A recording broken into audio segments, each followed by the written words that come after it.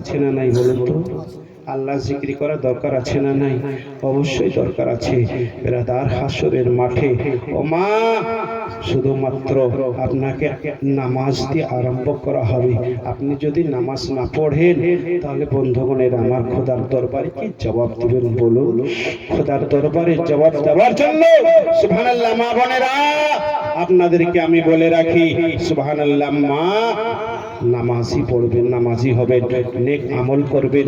সুবহানাল্লাহ, মা ফাতেমাতুজ জাহরা রাদিয়াল্লাহু তাআলা আনহা একটা সাজদাতে গোটা রাত কেটে দিয়েছিলেন। আহারে সুবহানাল্লাহ, একটা সাজদাতে গোটা রাত শেষ। খোদার দরবারে আরজ করেছিলেন, আল্লাহ ওগো রব্বুল আলামিন, পরওয়ারদিগার, এত ছোট ছোট রাত তৈরি করেছো, একটা রাত একটা সাজদাতে গোটা রাত কেটে যায়। আল্লাহ এত লম্বা রাত তৈরি করো যেন ফাতেমা দিল খুলে তোমার ইবাদত করতে পারে।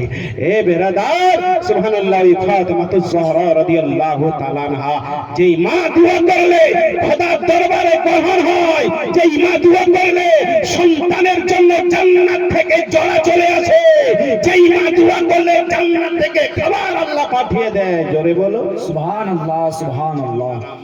তোমাদের মতোই মা ছিল হযরতে গঞ্জে শকর রহমাতুল্লাহি তাআলা আলাই। তোমাদের মতো মা ছিল মা ফাতেমাতুজ জাহরা।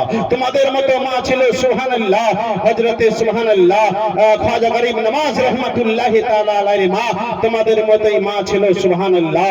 আপনার কি বলে বন্ধুগণ, আলা হযরত আজিমুল বরকত মুজাদ্দিদে দ্বীনুল মিল্লাত ইমাম আহমদ রাজা খান ফাজলে বরেলভী আলাইহি রাহমাতুর রিদওয়ান, যেই মা সুবহানাল্লাহ হজের পথে, নৌকার পথে চলতে সমুদ্রে, এ বেরাদারনি ইসলাম সুবহানাল্লাহ, মা ওকেই বলা হয় মা। এ বেরাদারনি ইসলাম সুবহানাল্লাহ। তাহলে মা বাবার আমরা খিদমত করব সুবহানাল্লাহ। মা বাবা আমাদের মতো আপন কেউ নেই ভাই সুবহানাল্লাহ।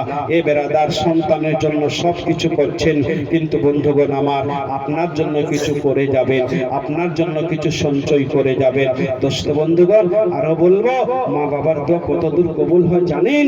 আহারে সুবহানাল্লাহ, দয়ার নবী রাসূলুল্লাহ সাল্লাল্লাহু আলাইহি সাল্লাম কবরস্থানে জিয়ারত করতে যান। আপনারা যান? কবরস্থানে জিয়ারত করতে যান?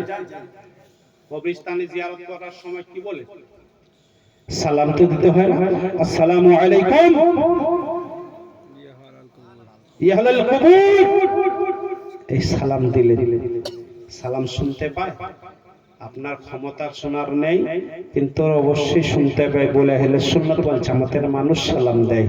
বুঝতে পেরেছেন বেরাদার, আজিজানে মুহতারাম দোস্ত বন্ধুগণ, আপনি যখন কবরস্থানে যাবেন, যাবার পর সুবহানাল্লাহ সালাম দিবেন। প্রতি বৃহস্পতিবারে আপনার মা যদি চলে গিয়েছে, আপনার ঘরের দরওয়াজায় দেখে আবার পুনরায় চলে আসে।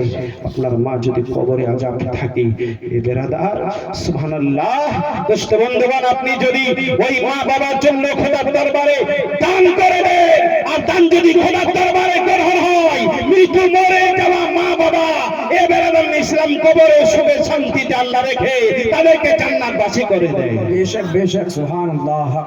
সুবহানাল্লাহ, জোরে বলুন সুবহানাল্লাহ। বেরাদার ইসলাম দোস্ত বন্ধুগণ, আজিজানে মুহতারাম, ওর এই নাম হলো মা। আসুন আরো বুঝাই। বেরাদার সাদ বিন ইবাদা রাদিয়াল্লাহু তাআলা, উনি বলছেন, ইয়া রাসূলুল্লাহ, আমার মা মারা গেছে, আমার মায়ের জন্য আমি কি করতে পারি? নবী আমার বলছেন, যাও তোমার মায়ের জন্য কোন জায়গাতে যেখানে পানির ব্যবস্থা নেই, পানির ব্যবস্থা করে দাও। যদি পানির ব্যবস্থা করে দিতে পারো, সুবহানাল্লাহ, যতদিন পৃথিবীর মানুষ ওই কুয়া থেকে, কূপ থেকে পানি পান করবে, ততদিন কবরে তোমার মা সওয়াব পেতেই থাকবে। জোরে বলুন সুবহানাল্লাহ, সুবহানাল্লাহ। আপনি যদি মসজিদে দান দিয়ে থাকেন, যতদিন নামাজ হবে, আপনার মৃত মা বাবার কবরে সওয়াব পৌঁছাইতেই থাকবে। জোরে বলবেন না সুবহানাল্লাহ, সুবহানাল্লাহ।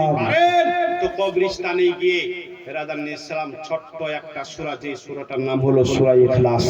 কি বললাম? সূরা ইখলাস, যেটাকে কুল হুয়াল্লাহু আহাদ বলে আমরা জানি।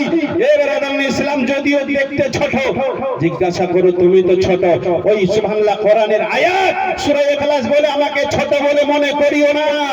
কেউ যদি খুলুসিয়ার নিয়তে, ভালো নিয়তে যদি 3 বার পাঠ করে থাকে, আল্লাহ তাকে এক খতম কোরআন শরীফের সওয়াব দান করে। সুবহানাল্লাহ, সুবহানাল্লাহ। বলুন সুবহানাল্লাহ। আরো আরো যদি কেউ 11 বার কোরআন শরীফ ওই সূরা ইখলাস পাঠ করে থাকেন কবরস্থানে, নিজের মাইয়াতের মা বাবার নামে যতটা সওয়াব পাবেন, কবরে যারা যারা চলে গেছেন সবাই সওয়াব পাবে। জোরে বলুন সুবহানাল্লাহ। এই জন্য